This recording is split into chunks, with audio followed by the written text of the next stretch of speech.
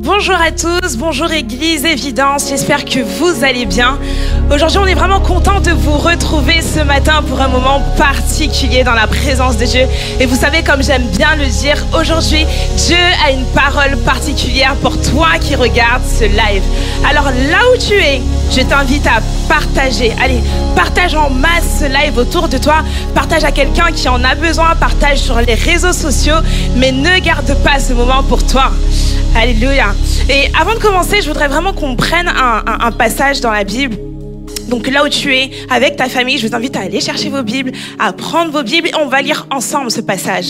Et c'est en Ézéchiel 36, versets 34 à 36. Ézéchiel 36, versets 34 à 36 qui nous dit ceci. La terre dévastée sera cultivée, tandis qu'elle était déserte aux yeux de tous les passants. Et l'on dira, cette terre dévastée est devenue comme un jardin d'Éden, et ces villes ruinées, désertes et abattues sont fortifiées et habitées. Et les nations qui resteront autour de vous sauront que moi, l'Éternel, j'ai rebâti ce qui a été abattu et planté ce qui était dévasté. Moi, l'Éternel, j'ai parlé et j'agirai. Vous savez, quand j'ai lu ce passage, au premier verset 34, la terre dévastée sera cultivée. J'ai été regarder dans le dictionnaire la définition du mot dévasté. Et le mot dévasté, on a tout ce qui va être ravagé. On aura le mot détruit, on aura le mot saccagé. Et on a cette notion de cette terre était complètement saine auparavant. Ok? Quand on parle de quelque chose qui est dévasté, c'est que auparavant elle était saine, auparavant cette terre était totalement bien. Et aujourd'hui, cette terre, elle est dévastée.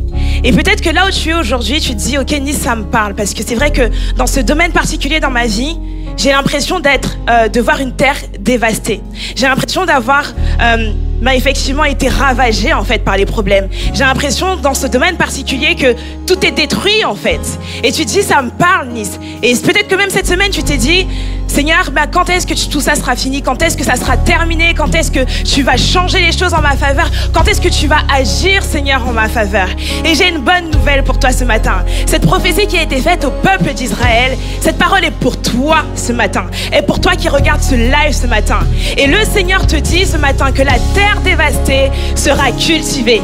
C'est-à-dire que au-delà d'être juste restauré, ce domaine particulier dans ta vie où tu as l'impression d'avoir une terre dévastée sera cultivé entre les mains de Dieu. C'est-à-dire que ce domaine va porter du fruit entre les mains de Dieu. Je prophétise sur ta vie maintenant que ce domaine où tu voyais une terre dévastée, je proclame maintenant que cette terre donne du fruit. Je proclame maintenant que cette terre est restaurée dans ta vie. Et quelque chose de très intéressant dans ce passage.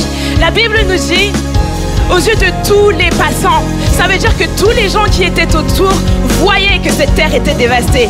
Et au verset 36, la Bible nous dit, et les nations qui resteront autour de vous sauront que moi, l'Éternel, j'ai rebâti ce qui était abattu et j'ai planté ce qui était dévasté.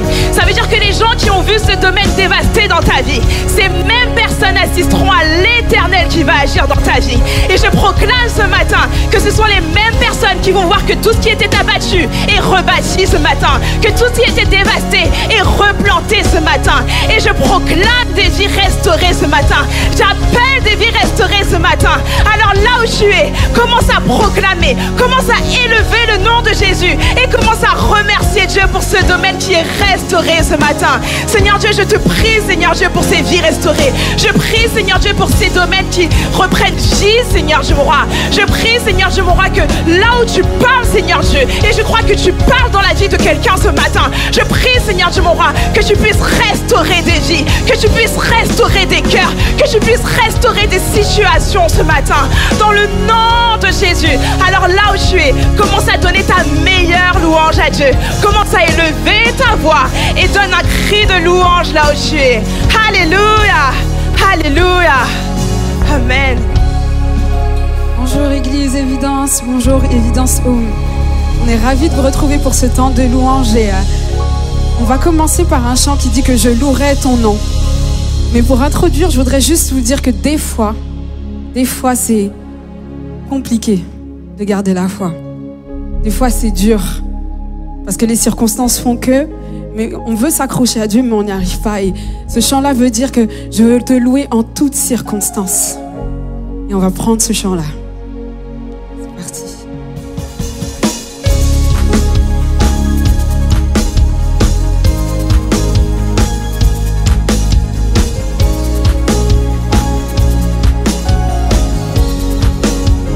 Seigneur, je louerai ton nom en toutes circonstances.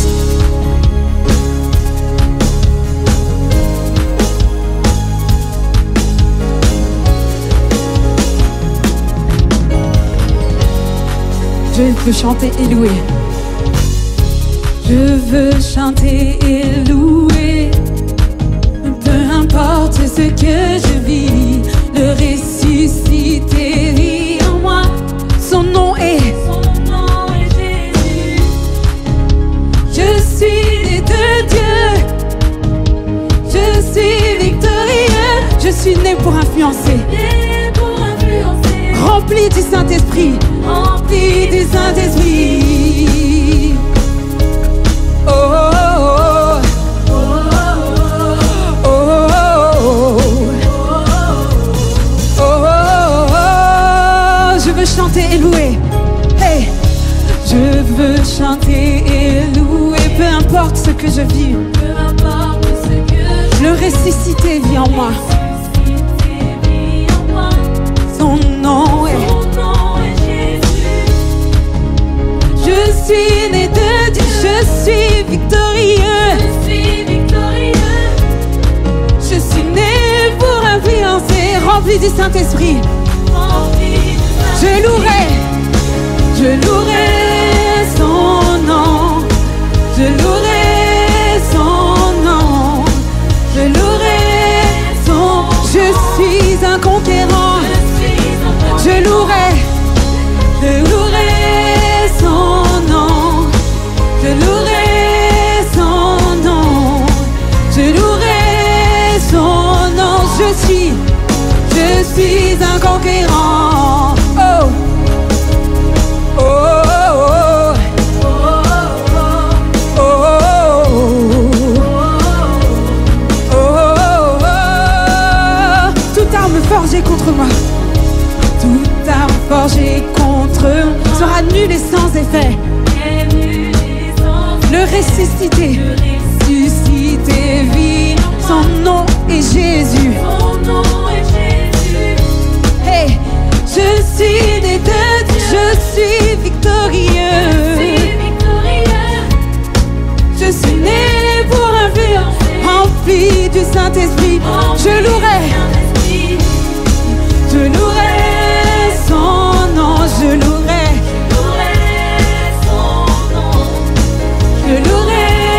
son. Je suis un conquérant. Je louerai son nom. Je louerai son nom. Je louerai son nom. Je louerai son nom. On va dire que toute arme forgée contre moi. Toute arme forgée contre moi sera nulle et sans effet. Le ressuscité. Son nom est Jésus. Je suis né de Dieu, je suis victorieux. Je suis né pour influencer. Rempli du Saint-Esprit. Je louerai son nom. Je louerai son nom. Je louerai son. Je suis un conquérant. Je louerai son nom. Hey, je louerai son nom en toutes circonstances. Je louerai son nom. Je louerai son. Je suis un conquérant. Je suis un conquérant. Je suis un conquérant. Je suis un conquérant. Je suis un conquérant. Je suis né pour influencer. Et pour influencer. Et pour influencer.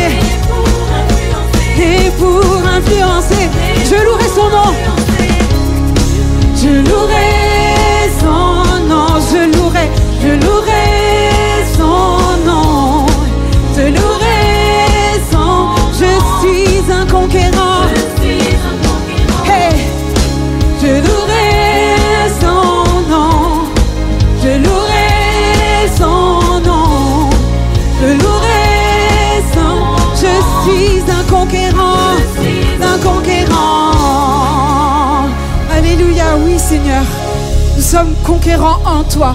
Parce que tu nous as déjà donné la victoire, Seigneur. Et c'est pour ça qu'on peut le proclamer. C'est pour ça qu'on peut louer ton nom en toutes circonstances. Merci de nous redonner de la force. Merci de nous redonner le courage, Seigneur Jésus. Parce que des fois, on n'y arrive pas. Et on peut compter sur toi. Tu es le centre. Tu es notre espoir. Tu es notre rocher. Tu es celui sur lequel on s'appuie au quotidien. Oui, Seigneur Jésus. Tu es notre force. Tu as porté le poids de nos péchés. Quelles circonstances tu ne peux pas porter? Quelles circonstances tu ne peux pas porter?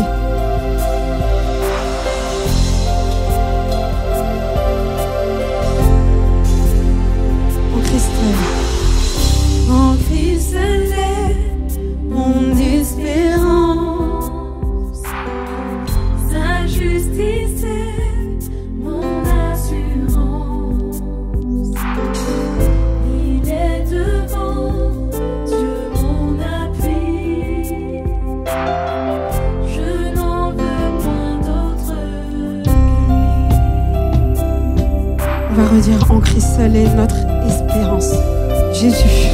En Christ seul est mon espérance. Je ne veux point d'autre que toi.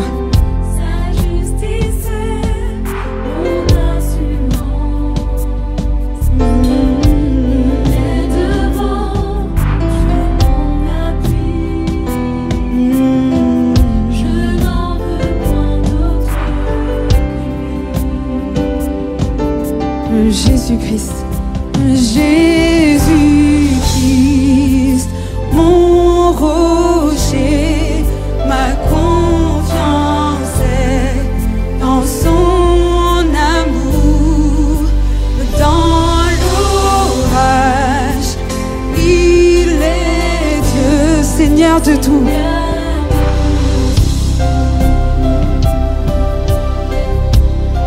Alors on va dire lorsque sur nous ça bat les moments difficiles.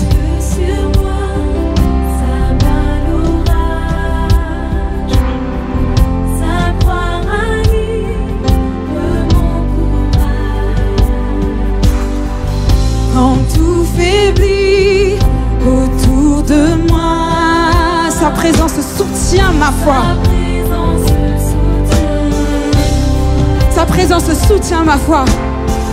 Sa présence soutient ma foi. Jésus-Christ mon rocher, Jésus-Christ mon rocher, ma confiance est dans son âme. Dans l'orage il est Dieu. Dans l'orage il est Dieu, Seigneur de tout. On va redire Jésus-Christ, tu es notre rocher. Oh Jésus-Christ, mon rocher, ma confiance est dans son amour, dans l'orage, il est Dieu, Seigneur de tout. Quand il reviendra nous trouver. Quand il reviendra nous trouver, en lui pour toute l'éternité. C'est notre promesse d'être avec toi chaque jour. Revêtu de sainte justice et semblable devant Jésus-Christ mon rocher. Jésus-Christ, mon rocher, ma confiance est dans son amour, dans l'orage, il est Dieu et Seigneur de tout. Jésus-Christ, mon rocher, Jésus-Christ.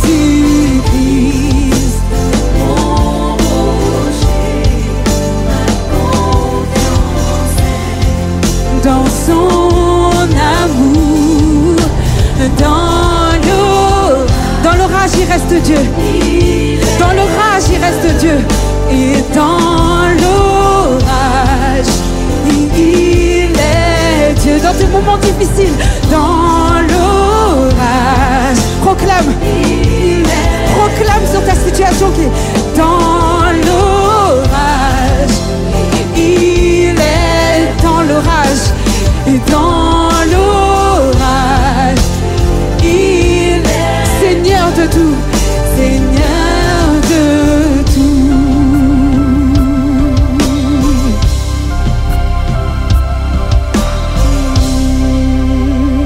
Seigneur Jésus, Seigneur, c'est tellement bon de savoir que tu es avec nous au milieu de l'orage.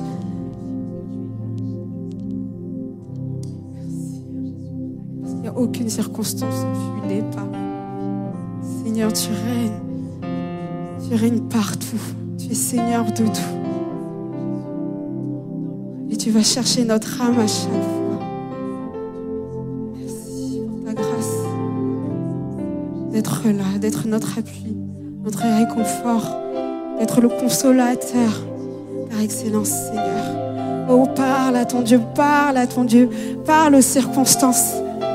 Parle aux circonstances. C'est une promesse qui te fait d'être là. Dans l'ombre de la vallée de la mort, il est là. Ça semble être la mort, mais ça ne l'est pas. Ça ne l'est pas, ça ne l'est pas, parce que Dieu qui est vie est au milieu. Alléluia. Alléluia.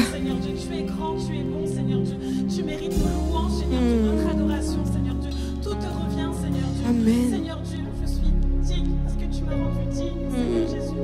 Je te rends grâce, Seigneur Dieu, pour qui tu es, Seigneur Jésus. Alléluia. On va continuer dans cette atmosphère et la thématique c'est potentiel. Potentiel. Et Dieu veut nous conduire plus loin. Certains d'entre vous, vous nous regardez et il y a une tempête devant vous. Vous avez peur de la traverser. Vous sentez que vous n'avez pas d'autre choix que de la traverser. Et on va prendre ce chant qui dit que Dieu va dominer les circonstances pour toi. Il va être au milieu de l'océan pour toi. Qui ne t'abandonnera pas. Il veut t'accompagner sur ce cheminement-là. Alléluia, merci Jésus.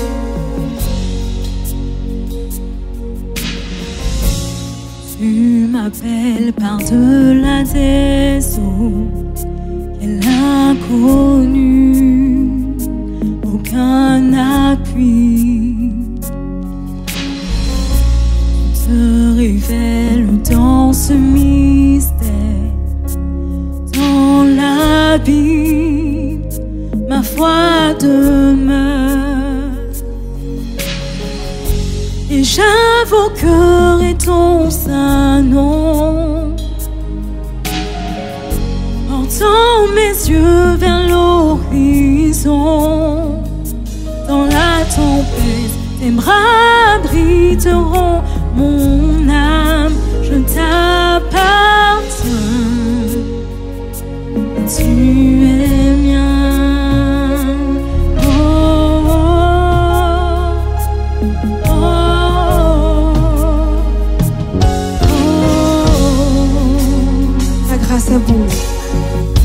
La grâce abonde dans la profonde. Ta main puissante me guidera.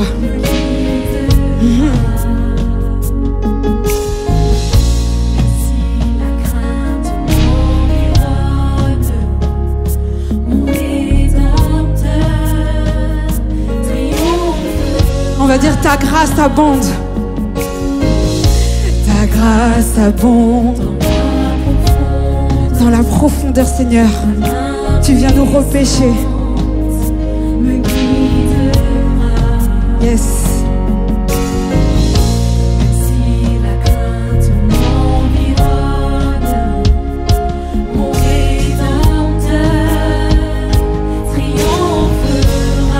Et j'invoquerai ton nom qui me rassure. Et j'invoquerai ton saint nom, portant mes yeux au-dessus de la circonstance. Portant mes yeux vers l'horizon. Dans la tempête, Dans la tempête, tes bras abriteront mon âme. Je t'appartiens. Tu es mien.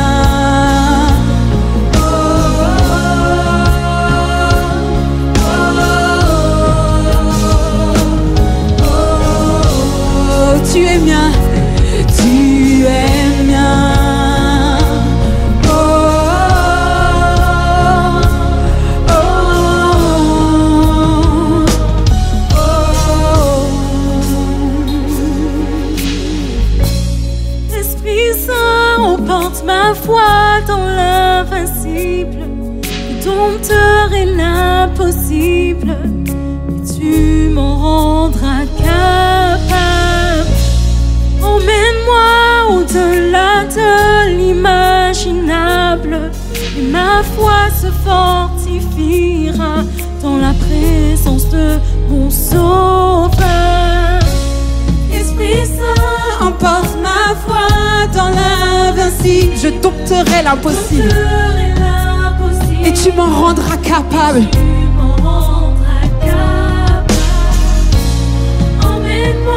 Au-delà de l'imaginable, et ma foi se fortifiera dans la présence de mon Sauveur. Esprit Saint, Esprit Saint, emporte ma foi dans l'invincible. Je dompterai l'impossible et tu m'en rendras capable. Emmène-moi au-delà de l'imaginable, et ma foi se fortifiera. On va redire, Esprit Saint, emporte-nous. Hey. Et Esprit Saint, emporte ma foi dans l'impossible. Je dompterai l'impossible et tu m'en rendras capable.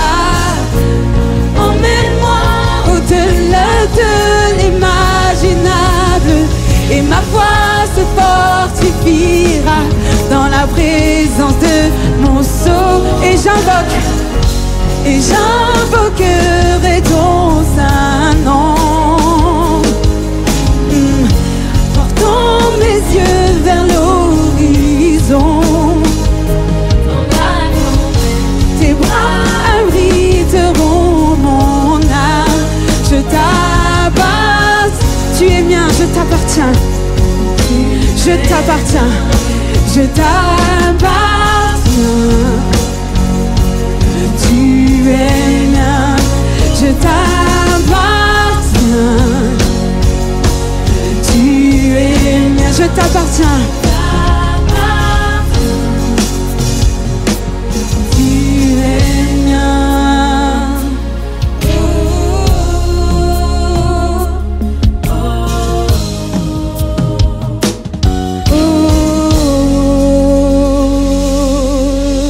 Yes, Seigneur. Je t'appartiens, tu es mien.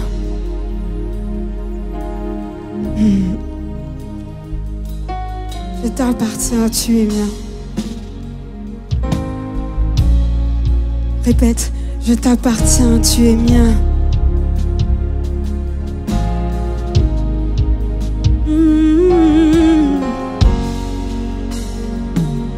Tu es mien.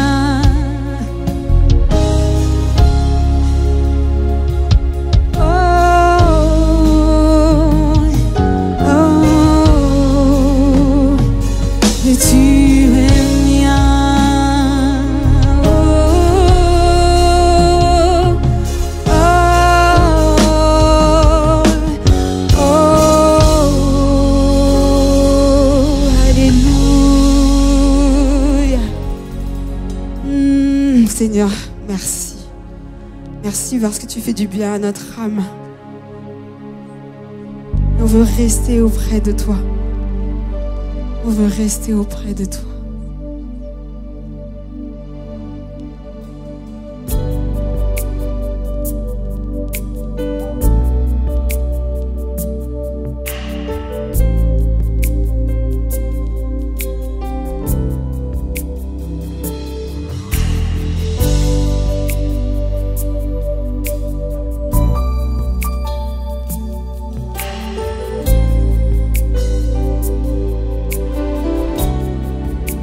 C'est auprès de Dieu. C'est auprès de Dieu que je veux me tenir. Il est mon Seigneur. Tu es à moi, Seigneur. C'est auprès de Dieu que je peux ressentir tout l'amour qu'il a pour moi. C'est auprès de Dieu que je voudrais grandir, entendre le son de sa voix. Je m'approche de toi, je viens.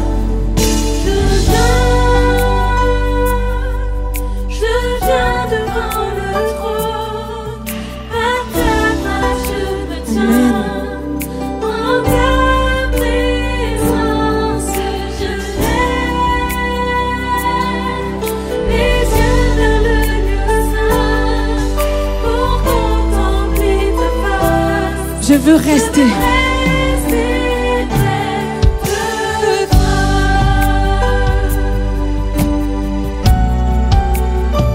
Oh, tout près de toi, Jésus. C'est auprès de Dieu que je veux me tenir. Il est mon Seigneur. C'est auprès de Dieu que je peux ressentir tout l'amour qu'il a.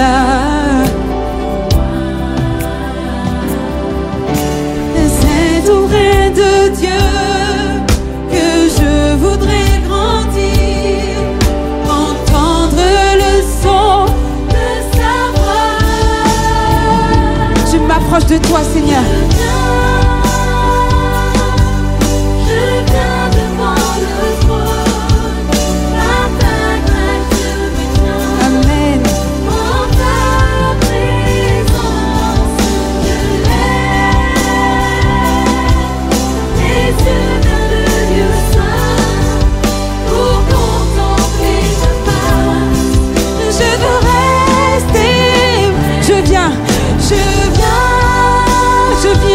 Ton trône de grâce.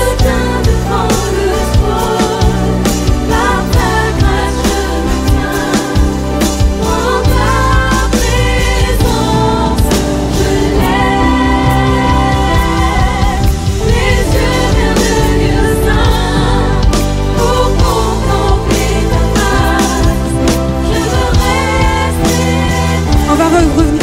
Je viens.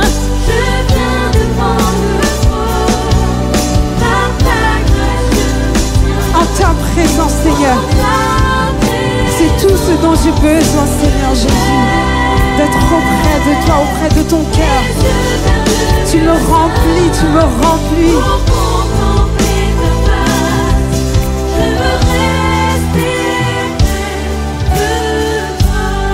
Je veux rester. Je veux rester près de toi. Je veux rester près de ton cœur.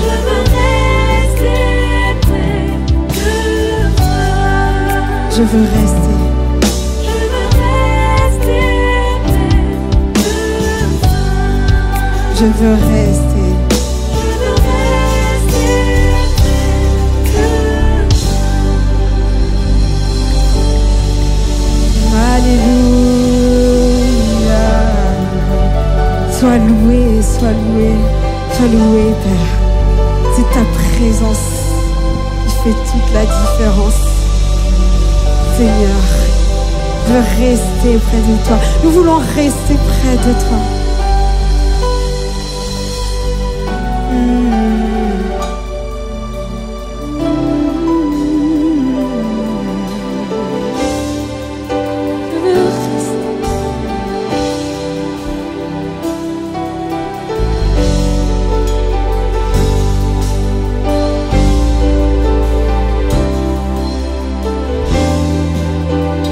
Rester près de toi.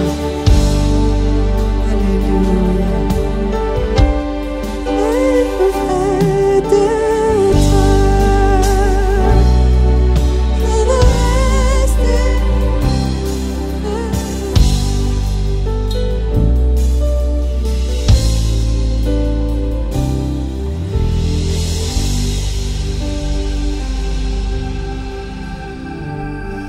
Merci Seigneur pour ce moment. Merci Seigneur pour ce moment où nous avons été bénis. Nous avons été bénis dans la louange. Et si toi, là où tu es, tu as été béni par ce moment au pied de Jésus, je t'invite à envoyer des flammes sur le chat. Vas-y, envoie des flammes si tu as été béni comme nous avons été bénis ici. Et c'est le moment de passer à la prédication. Et juste avant, je t'invite encore une fois à partager. Je sais que tu as été béni, alors partage ce live autour de toi. Et aujourd'hui, on a un invité spécial dans cette série Potentiel qui est Jean Le Pennec de l'église MLK. Et on est vraiment honorés de l'avoir avec nous aujourd'hui. Et donc là où vous êtes, vraiment, que vous puissiez partager autour de vous, que vous puissiez vraiment partager cette série Potentiel, parce que Dieu nous donne des clés vraiment extraordinaires. Alors on va prier pour ce moment. On va dire Seigneur merci parce que nos cœurs sont ouverts. Nos cœurs sont ouverts ce matin à recevoir ce que tu as prévu pour nous. Nos cœurs, Seigneur Dieu, mon roi, sont cette terre, Seigneur Dieu, qui est prête à recevoir, Seigneur Dieu, et à porter du fruit, Seigneur Dieu, avec ta parole. Alors ce matin, merci de oindre ton serviteur afin qu'il puisse déposer, déverser, Seigneur Dieu, des paroles qui changent des vies ce matin. Des paroles qui réveillent des destinées ce matin. Dans le nom de Jésus. Amen. Bonjour à tous, c'est une joie pour moi d'être avec vous. Je suis pasteur Jean Le Pennec. Avec ma femme, on est sur l'église MLK de Créteil et je suis très honoré, très heureux d'être avec vous pour ce matin. Je suis convaincu que Dieu a une parole pour toi. Vous êtes en tout cas depuis quelque temps dans la série Potentiel et ce verset de Philippiens qui dit ceci: « J'en suis fermement persuadé, celui qui a commencé en vous son œuvre bonne la poursuivra jusqu'à son achèvement au jour de Jésus-Christ. » Dieu a commencé quelque chose en toi et il veut le pousser jusqu'au bout. Il veut pas que simplement ta vie soit un potentiel inachevé, mais que tu puisses aller jusqu'au bout. Et peut-être la grande question, c'est comment on fait pour atteindre son potentiel alors qu'on est dans la période actuelle avec tout remis en question, avec plein de possibilités habituelles qui se ferment, avec un changement de paradigme. Et c'est tellement difficile pour toi d'imaginer comment je vais pouvoir atteindre ce potentiel, Seigneur. Il y a tout qui change autour de moi. J'ai lancé des projets, ils sont tombés à l'eau. Je vis des choses difficiles dans ma famille, j'ai des tensions, c'est difficile de vivre les uns sur les autres avec le confinement, etc.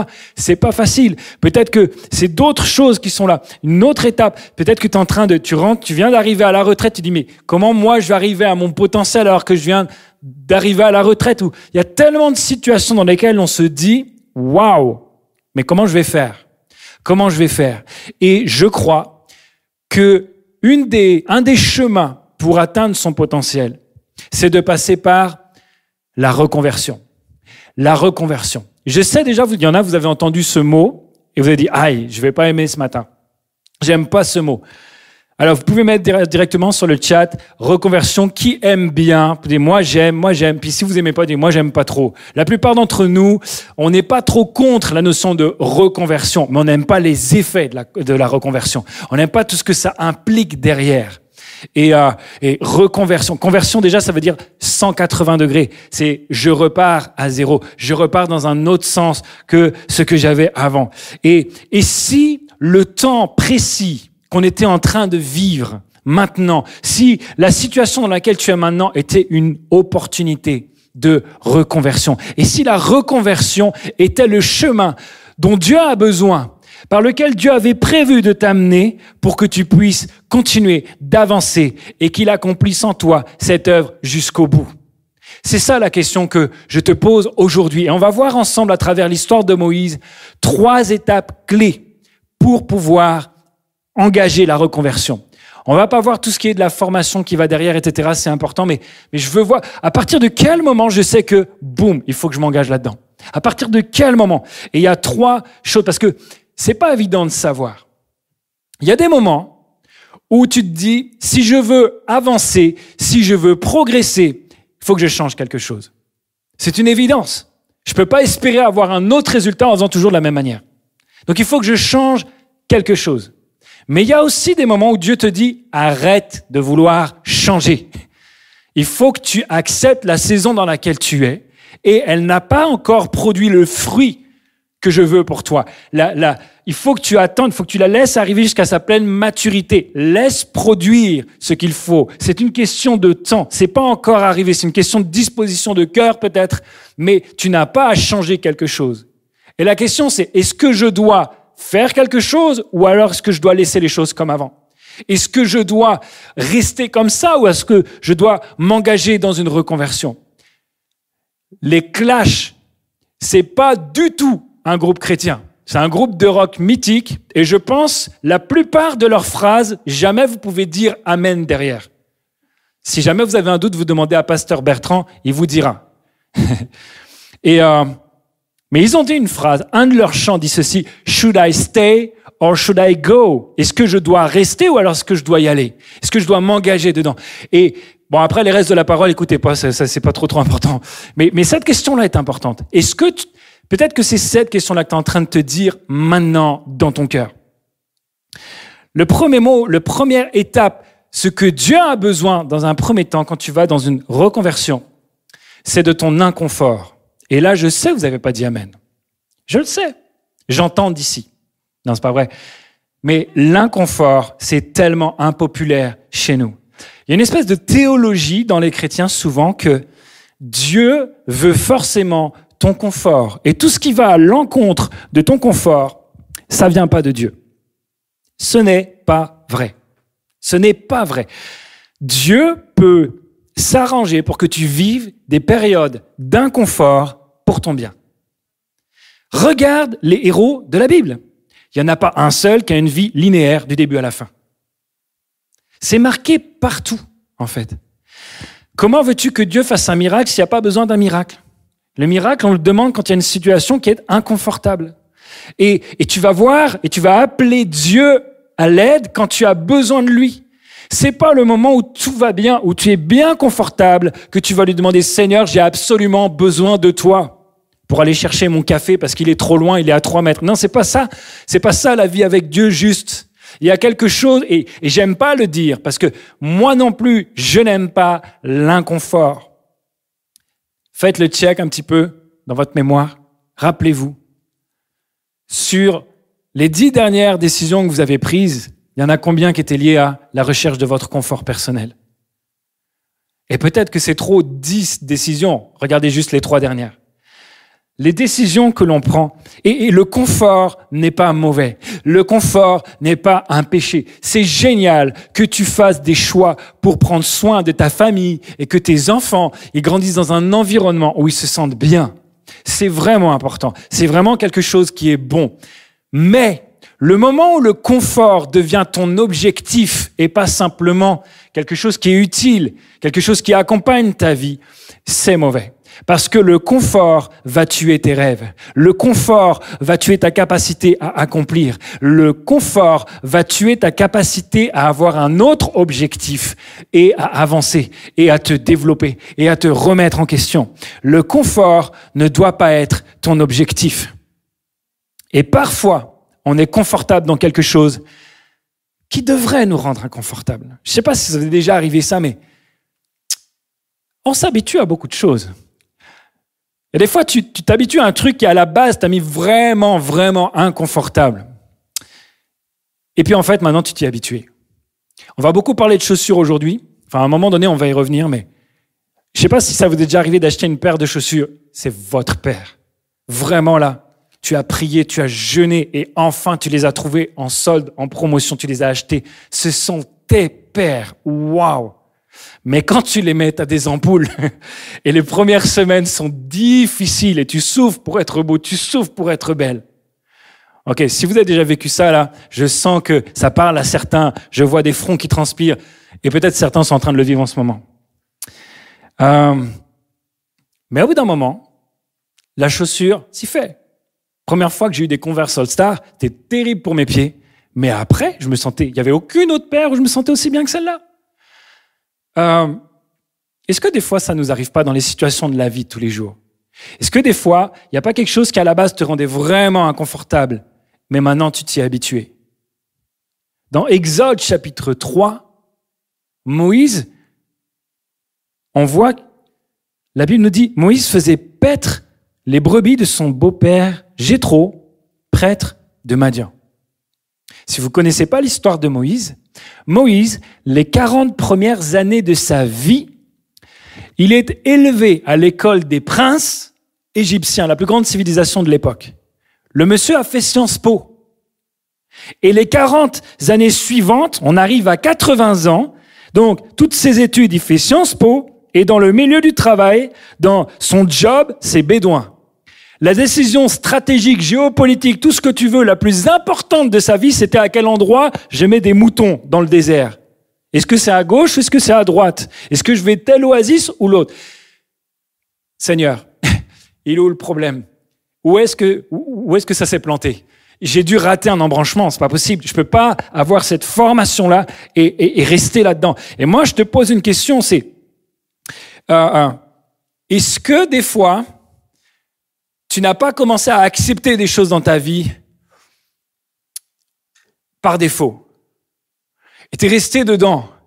Et tu l'as pas fait pour cette chose-là. Tu l'as fait à cause d'un événement, à cause de quelque chose qui s'est passé avant. Mais alors que tu as fait cette décision-là, tu l'as prise par défaut, mais c'est devenu ta référence. C'est devenu ta base, c'est devenu ce dans quoi, c'est devenu ton canapé, celui dans lequel tu t'allonges. Le truc, c'est que il a 80 ans, Moïse. Et nous, on connaît peut-être la suite de l'histoire. Mais si on s'arrête à ce moment-là, si j'essaie de me mettre à la place de Moïse à ce moment-là de sa vie, est-ce qu'il a le sentiment de s'en être bien sorti? À votre avis, 80 ans, 40 ans de formation, 40 ans de profession bédouin. Peut-être il y en a, ils aiment beaucoup, beaucoup les moutons. Mais je ne sais pas si Moïse se dit « Waouh, ça y est, j'ai vraiment fait quelque chose. » Et il est possible que, à un moment de notre vie, on se dise « Mais qu'est-ce que je fais là? Qu'est-ce que je fais là ?» Il est possible qu'à un moment donné, je me sente inconfortable, mais avec le temps, il est possible que « Mais qu'est-ce que je fais là ?» n'existe même plus dans ta tête. Au départ, c'était un cri, puis c'est devenu une voix, puis finalement, c'est devenu un murmure. Et maintenant, c'est chuchoté tellement bas que tu l'entends même plus. Mais qu'est-ce que je fais là? Parce que Dieu ne t'appelle pas forcément à rester là où tu es maintenant. Dieu ne t'appelle pas forcément à ça. La question, c'est est-ce qu'on change de vie à 80 ans? Est-ce qu'on peut rebondir? Est-ce qu'on peut se dire, OK, j'ai un nouveau projet maintenant, je vais tout plaquer, je vais repartir à zéro. Hey frère, t'as 80 ans, s'il te plaît, laisse les gens vivre, laisse les projets aux autres. C'est difficile de se changer, c'est difficile. Je pense à quelqu'un, par exemple, qui aurait 70 ans. Ça fait des années et des années que tu as grandi sans Dieu, ou alors tu as grandi dans une autre croyance, dans une autre religion. Peut-être que tu es allé à l'église pendant des années, et tu vivais dans une certaine manière, tu avais des repères, etc. Et là, tu arrives, et il y a un bonhomme que tu connais pas qui est en train de te dire, il y a quelque chose que Dieu veut faire de plus avec toi, il y a quelque chose qui doit changer dans ta vie, peut-être qu'il faut que tu fasses une reconversion à un 180 degrés. Hey! Ça veut dire que toutes les années que j'ai vécues avant, elles sont pas bonnes? Ça veut dire qu'il faut que je renie tout ce que j'ai vécu avant? Pas forcément les renier, mais ça veut dire que c'est pas terminé avec toi. C'est possible de commencer à n'importe quel âge. Même à 80 ans, c'est possible, et même au-delà. Dieu, il est capable de faire quelque chose avec toi, alors même que toi, tu penses même plus que c'est possible. Dieu, il est capable de faire ça. Et il y a un combat entre ceux. Est-ce que Dieu peut encore faire quelque chose avec moi? Puis d'un autre côté, il y a aussi un truc de « Hey, la vie est courte ». Généralement, quand tu as l'âge de 40 ans, 40, 50 ans, la crise de la quarantaine, la crise de la cinquantaine. Et d'ailleurs, Moïse, peut-être que c'est cette fameuse crise de la quarantaine qui l'a fait disjoncter un petit peu sur son chemin. C'est possible que ce soit ce moment-là, vers 40 ans, où en voulant faire le plan de Dieu, il tue quelqu'un, il fait quelque chose tellement à l'opposé de ce que Dieu veut, qui se discrédite complètement. Et il semble que pour lui, le plan de Dieu était peut-être pas mal, mais il a tout fichu en l'air. Et peut-être quelqu'un dit, wow, mais moi là, c'est juste ma peine. C'est normal. Je purge ma peine. J'avais qu'à pas me planter. Et du coup, tu as accepté ce canapé Tu essaies de le rendre le plus confortable possible, mais jamais tu vas laisser le potentiel que Dieu veut pour toi s'accomplir dans ta vie. Et regardez, on continue. Moïse faisait paître les brebis de son beau-père Jéthro, prêtre de Madian. On l'a lu tout à l'heure. Il mena son troupeau au-delà du désert et parvint jusqu'à Horeb, la montagne de Dieu. L'ange de l'Éternel lui apparut dans une flamme au milieu d'un buisson. Moïse aperçut un buisson qui était tout embrasé et qui pourtant ne se consumait pas. Il se dit alors, je vais faire un détour pour aller regarder ce phénomène extraordinaire et voir pourquoi le buisson ne se consume pas. L'Éternel vit que Moïse faisait un détour pour aller voir et il l'appela du milieu du buisson, Moïse, Moïse. Je suis là, répondit Moïse. Et laisse-moi te dire ceci. Dieu a parlé à Moïse à partir du moment où Moïse a fait un détour. Je t'ai dit, mon premier mot, c'est l'inconfort. Peut-être que tu as accepté des choses inconfortables qui sont devenues confortables pour toi. Mais tu dois vivre un moment, tu dois faire un détour. Le détour est nécessaire pour que, enfin, tu puisses à nouveau entendre la voix de Dieu t'appeler. Et si le fait que l'entreprise que tu étais en train de lancer, qui vient de boum, de s'est tuée dans l'œuf avec le Covid et toutes ces histoires, tu es en train de dire waouh, mais Dieu m'a abandonné. Et si au contraire, il n'était pas en train de t'appeler pour te dire quelque chose? Et si c'était pas en train de remettre en question forcément tout ce que tu avais dans ton cœur, mais il y a quelque chose que tu avais manqué jusqu'à présent, que tu ne pouvais pas, et il y a un élément clé que tu dois attraper dans cette saison, dans ce moment-là. Et tant que tu ne fais pas le détour pour aller voir ce qui se passe, tant que tu changes pas quelque chose, tant que tu vas pas voir Dieu et lui demander, hey, mais c'est quoi le truc? Qu'est-ce qui ça m'intrigue? Qu'est-ce qui se passe? Tu ne pourras pas entendre Dieu t'appeler Moïse, Moïse. Écoute-moi bien. Il y a des fois où Dieu se sert des accidents de la vie. Il y a des fois où Dieu se sert de trucs tellement improbables. C'est vraiment sûr, ça ne ressemble pas du tout à ce que Dieu veut pour moi. Et au lieu de râler, c'est de l'opposition. Encore une fois, tout est contre moi. Demande à Dieu, Dieu, qu'est-ce que tu veux me dire? Qu'est-ce que tu veux me dire? Approche-toi. Plutôt que de t'éloigner en disant « Ah Dieu, tu m'as encore abandonné. » Approche-toi, parce que Dieu veut te dire quelque chose. Tout ça, là, c'est juste pour qu'il capte ton attention. Parce que le confort, ça brouille ta vision. Tu n'es plus capable d'accorder cette attention. Vous avez vu, Moïse était sur le mont Horeb, sur la montagne de Dieu, il ne s'en rendait même pas compte. Jusqu'au moment où il s'est dit « Oh !» Mais il y a un truc qui n'est pas normal là. Il y a quelque chose. Je dois aller comprendre. Je dois aller voir ce qui se passe.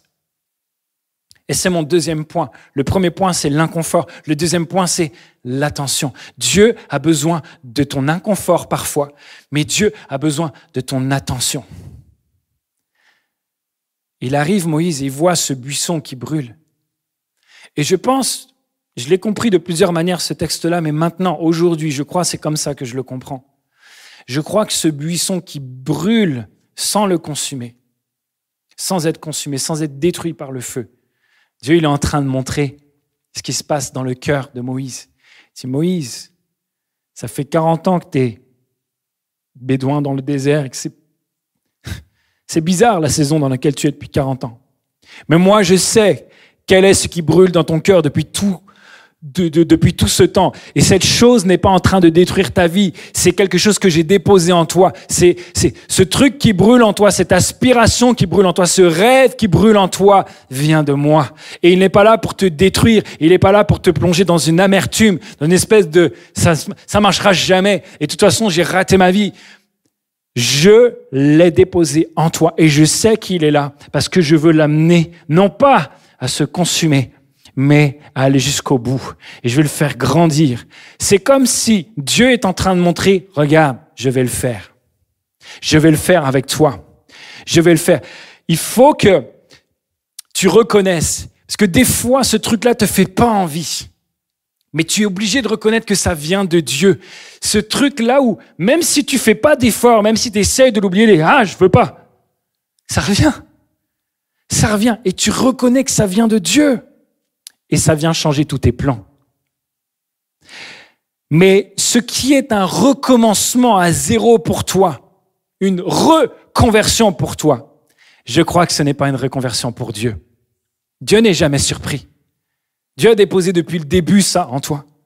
Je pense que c'est juste une étape de plus. Je pense que c'est juste la saison de plus. Et si Dieu t'avait amené jusque-là, et pour toi, tu as l'impression de tout recommencer à zéro, mais en fait, Dieu dit, non, c'est la suite des choses. Tu recommences, tu as le sentiment de recommencer à zéro, mais tu as de l'expérience entre-temps. Tu n'aurais pas pu le gérer sans l'expérience entre-temps. En fait, la saison que tu as vécue juste avant, c'est une saison de formation. Est-ce que vous savez que Moïse, quand bien même il a fait ce choix par défaut, le désert de Madian, où il a pendant 40 ans amené son troupeau de lieu en lieu, de montagne en montagne, d'oasis en oasis, c'est le même désert dans lequel il va avoir la charge de conduire le peuple d'Israël pendant les 40 prochaines années. Il le connaît comme sa poche. Il ne pouvait pas savoir, il ne pouvait pas soupçonner que ce serait ça le plan. Il ne pouvait pas soupçonner que la dureté du cœur du peuple de Dieu qui ne voulait pas rentrer dans les plans amènerait à aller dans le désert. Mais il fallait un guide dans le désert parce que Dieu, même s'il n'est pas d'accord, il s'oppose à certains des projets des hommes. Il ne nous abandonne pas pour autant. Et Moïse était appelé à être ce guide qui serait là pour prendre soin de toutes ces personnes-là, quand bien même ils se sont plantés. Et c'était le plan de Dieu pour Moïse. Et peut-être que ce que tu es en train d'apprendre maintenant, Dieu il est en train de l'utiliser pour sa gloire. Il est le Dieu qui change le mal en bien. Et ne dis pas, je recommence à zéro. Ce n'est pas vrai. Dieu a déjà fait une œuvre en toi et il va la continuer. C'est une continuité. J'ai pas prévu de parler de ça, mais ma femme, malheureusement, dans son enfance, a vécu des abus sexuels. Elle en parle et elle a fait une association pour libérer la parole des femmes. Aurait-elle pu faire cette association pour libérer la parole des femmes qui sont tellement nombreuses à avoir vécu ce truc horrible, ces abus, et qui leur pourrit la vie? C'est une double peine. C'est non seulement l'abus est terrible, mais la honte et la culpabilité et les blocages dans l'intimité de couple et tout ça. Tout ça là, c'est terrible. C'est pire que juste la première facture. Aurait-elle pu faire cette chose-là? Aurait-elle pu être un instrument de la part de Dieu pour toutes ces personnes-là si elle l'avait pas vécu? Je ne pense pas. Et je dis pas que c'est bien qu'elle l'ait vécu. Et je ne pense pas que Dieu est content qu'elle l'ait vécu. Mais, sors de ton inconfort. Il a fallu qu'elle réalise un jour qu'elle avait vécu quelque chose parce qu'elle l'avait occulté. Il fallait qu'elle dise à Dieu, Dieu, qu'est-ce que tu veux me dire là-dedans? Et qu'elle accepte de retirer ses sécurités pour laisser Dieu lui parler et animer dans son cœur cette flamme dans laquelle elle se disait, je ne suis pas capable. Et Dieu l'utilise aujourd'hui. Elle est dans une étape et la prochaine étape. Et Dieu va utiliser sa vie comme cela.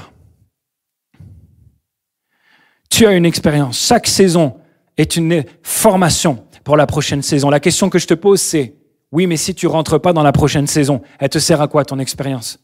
Si tu es formé pour pas rentrer dans la prochaine saison, ça te sert à quoi? Ne t'attache pas trop à cette saison. Je ne sais pas si tout le monde doit faire une reconversion maintenant, mais si tu as le sentiment que vraiment Dieu t'a parlé, qui dit « Hey, il y a quelque chose pour toi maintenant », s'il te plaît, ne t'attache pas trop à la saison que tu as vécue. Et Dieu va lui dire « Ne t'approche pas d'ici, ôte tes sandales, car le lieu où tu te tiens est un lieu saint. » J'ai toujours entendu ce passage-là par rapport à la sainteté. Tes chaussures sont sales, retire-les, tu vas t'approcher de Dieu. Je ne sais même pas s'il s'approche de Dieu. Je pense qu'il y a une prise de conscience qui est très importante dans ce moment-là. Et je l'ai compris peut-être d'une manière un peu différente. Ôte tes sandales. Ok, on va le faire maintenant. Vous pouvez le faire en même temps que moi. Vous pouvez le faire en même temps que moi et le mettre quand vous l'avez fait sur le chat, etc. On va retirer nos chaussures.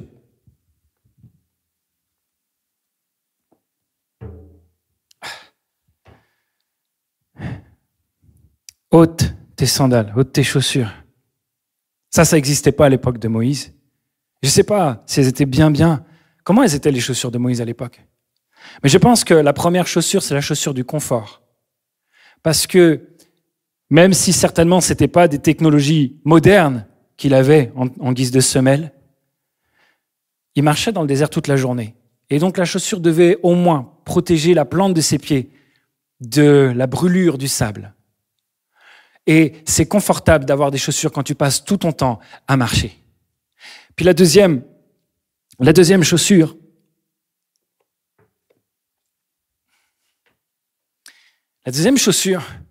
je crois que c'est la chaussure de la sécurité. Parce que quand tu dois marcher dans le désert, tu dois protéger ton pied contre peut-être les attaques de scorpions ou de serpents ou je ne sais quoi, contre les rochers qui sont cachés sous le sable et qui sont peut-être à vif. Et donc, avec le confort et la sécurité qui sont des bonnes choses, tu marchais, mais Dieu te dit, ôte tes chaussures. Dans Hébreux 4, verset 13, il est écrit ceci, « Tout est à nu et à découvert devant Dieu. » Abandonne un instant, ôte tes chaussures, abandonne un instant ton confort, abandonne un instant tes sécurités, juste un instant, ce qui te rassure, tes certitudes, ce qui jusqu'à présent te permettait d'avancer. Arrête-toi, ôte tes chaussures, stop, arrête-toi quelques instants, ne les lance pas, non, retire-les quelques instants. Sois vulnérable en ma présence, te dit Dieu. Accepte de retirer tes sécurités. Mesure l'importance de ce moment où Dieu te dit « Je suis là et je vais te parler ». Tu changeras jamais si tu ne retires pas tes sécurités l'espace d'un moment. Dieu a fait tout ça pour que Moïse réalise l'urgence de ce qu'il devait faire pour lui. Parce qu'il ne pouvait pas laisser passer le train. Il fallait qu'il le fasse maintenant et tu dois le faire maintenant. Il faut que tu mesures l'urgence, la nécessité, l'importance de prendre cette décision maintenant. Et le troisième point que je veux voir avec vous, le premier c'est l'inconfort, le deuxième, dites-le à la maison, le deuxième c'est quoi? Hey, c'est l'attention, Dieu a besoin de ton attention, il faut que tu lui donnes cette attention. La troisième chose que Dieu a besoin, c'est de ton assurance en lui, ton assurance. Écoute-moi bien. Ça prend 6 versets à Dieu pour parler à Moïse et lui expliquer le plan. C'est un plan qui est énorme, hein. Il dure 40 ans, le plan. C'est un plan qui va bouleverser toute sa vie. Ça lui prend 6 versets. Et les 29 versets suivants, c'est l'argumentation de Moïse pour pas le faire. Ça prend plus de temps à Dieu pour te convaincre. Ça prend plus d'efforts à Dieu pour te convaincre que pour t'exploser le plan qu'il veut pour toi, que te dire voilà à quoi je t'appelle. Parce que on a tellement de peur, on a tellement de raisons que non, ça va pas marcher. Oui, je veux bien du potentiel, mais non, je veux pas de la reconversion. Et voici Dieu toutes les raisons pour lesquelles ça va pas marcher. Voici Dieu toutes les raisons pour lesquelles je ne suis pas la bonne personne. Voici Dieu toutes les raisons pour lesquelles ça va pas se faire. Ce n'est pas possible. J'ai peur, j'y arriverai pas. Mais qu'est-ce que Dieu va lui dire? C'est incroyable. Tout ce dialogue dans Exode chapitre 3, chapitre 4, la première chose qu'il va dire, c'est « Mais Seigneur, mais qui suis-je » C'est un métis. Chez les Égyptiens, c'était un Hébreu. Chez les Hébreux, c'était un Égyptien. Il était nulle part chez lui. Il a été rejeté par tout le monde. Et là, il doit arriver en rassembleur. « Seigneur, qui suis-je? Est-ce que je suis la bonne personne pour ce à quoi tu m'appelles ? J'ai tellement de casseroles dans ma vie d'avant. Est-ce que vraiment je suis la bonne personne pour être un papa responsable? Est-ce que je suis vraiment la bonne personne pour continuer ce projet, pour lancer cette entreprise? Parce que j'en ai déjà planté 3 avant. Mais il y a quelque chose que tu apprends à chaque étape. Et il faut que tu l'apprennes. Et si vraiment ce projet vient de Dieu, assurément, il s'accomplira. N'arrête pas d'essayer. Tu as le droit d'essayer. Si Moïse avait arrêté d'essayer, il serait encore dans le désert. Et toi, je ne sais pas où tu serais. Et moi, je ne sais pas si j'aurais entendu un jour parler de Jésus. Tu dois réaliser. Et quand, écoute ça, quand Moïse demande à Dieu, mais qui suis-je? La réponse de Dieu est la suivante. Je serai avec toi. Mais que diront les autres, Seigneur? Je serai avec toi. Mais si je leur dis tout ça, si je leur explique et qu'ils ne me croient pas, je serai avec toi. Je ne suis pas qualifié. Je ne sais pas parler. Je ne sais pas faire ci, je ne sais pas faire ça. Voilà toutes les raisons, Seigneur, pour lesquelles je ne suis pas la bonne personne pour ce plan que tu as pour moi, pour ce potentiel que tu as pour moi. Je serai avec toi. Et Moïse termine en disant ceci, qui est peut-être la phrase que tu es en train de dire. Je pense à quelqu'un qui est en train de dire, prends quelqu'un d'autre. C'est pas moi. Tu m'appelles à quelque chose, mais tu t'es trompé de personne. Je serai avec toi, te dit Dieu. Je suis trop vieux. Je peux pas le faire. Je pense à quelqu'un qui est à un couple et c'est vraiment difficile. C'est dur la cohabitation. D'habitude, vous avez le travail pour décompresser, pour souffler un peu. Mais là, vous êtes 24 sur 24 ou une grande partie, beaucoup plus longtemps que d'habitude, à la maison. Et c'est dur la cohabitation. Je serai avec toi. Il ne s'agit pas de reconversion de « Ah, j'ai changé de femme, alors du coup, ça va marcher comme ça. » Non. C'est « Ok, je vais changer. Il y a quelque chose que je dois apprendre là-dedans. Et jusqu'à présent, peut-être que je n'étais pas le mari que je devais être. Peut-être qu'elle n'était pas la femme qu'elle devait être. Mais on va apprendre ça ensemble. Et on va y aller ensemble. Et je vais être ce mari-là. Et c'est peut-être ça le truc, l'écueil qui faisait que jusqu'à présent, l'appel que tu as pour moi, que ce soit dans mon travail, que ce soit dans mon église, simplement l'appel que tu as pour ma vie, il était laissé de côté. Et j'avais accepté de m'allonger sur un canapé inconfortable, mais qui était devenu mon canapé à moi, que je ne veux pas quitter. Non, je serai avec toi. Dieu, s'il te demande quelque chose, te donnera les ressources matérielles. Il te donnera les ressources humaines. Il te donnera les ressources financières. Il te donnera les ressources spirituelles. Mais laisse-moi te dire ceci. Pasteur Craig Groeschel a dit ceci. Dieu te demande plus que ce que tu peux faire. C'est la définition du potentiel. Plus que ce que tu peux faire maintenant. Dieu te demande plus que ce que tu peux faire maintenant. C'est normal, parce qu'il veut que tu dépendes de lui. Il veut que tu dépendes de lui. Ça tombe bien, la réponse de Dieu, c'est « Je serai avec toi ».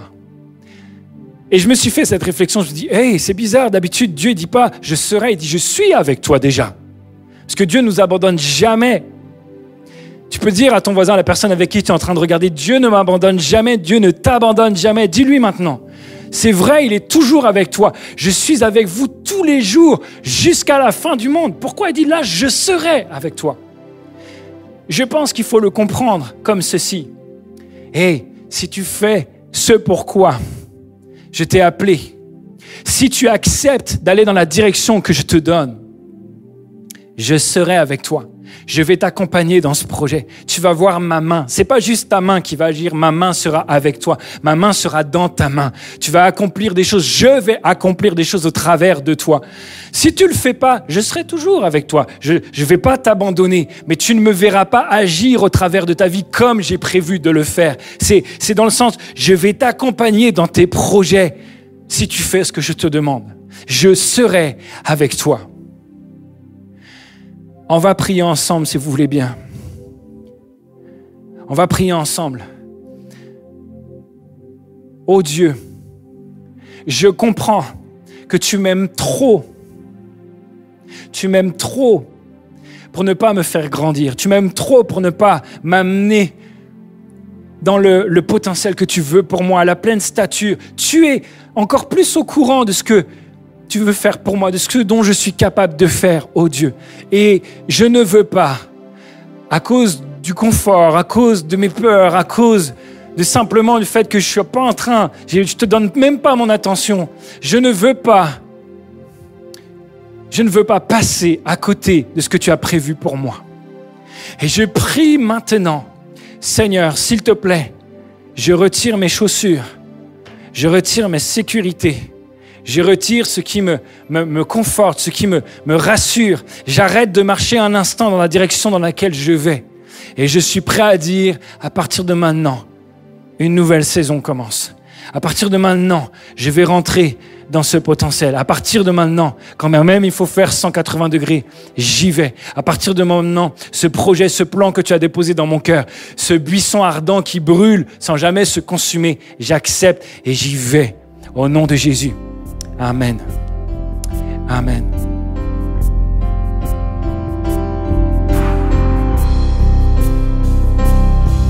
Jésus-Christ. Jésus-Christ, mon rocher, ma confiance est dans son amour, dans l'orage. Il est Dieu, Seigneur de tout. Jésus-Christ et Jésus-Christ, mon rocher, ma confiance est dans son amour, dans l'orage. Il est Dieu, Seigneur de tout. On va le redire une dernière fois. Jésus-Christ et Jésus-Christ, mon rocher, ma confiance est dans son amour, dans l'orage. Il est Dieu, Seigneur de tout.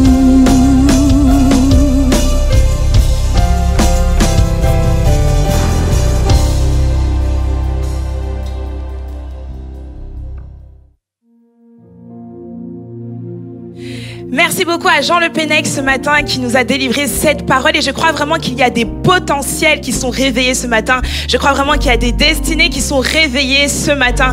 Alors, on va vous dire au revoir et c'est le moment pour nous de vous quitter. Mais on se retrouve dimanche prochain, même heure, même endroit. D'ailleurs, si tu n'es pas encore abonné à la chaîne, je t'invite maintenant à t'abonner à la chaîne. Active aussi cette petite cloche juste là pour être informé de tous les lives, pour être informé vraiment de tout ce qui se passe sur cette chaîne Église Évidence. Et bien évidemment, continue de partager le live, continue de partager la chaîne. On vous dit à tous Église Évidence que Dieu vous bénisse et à dimanche prochain.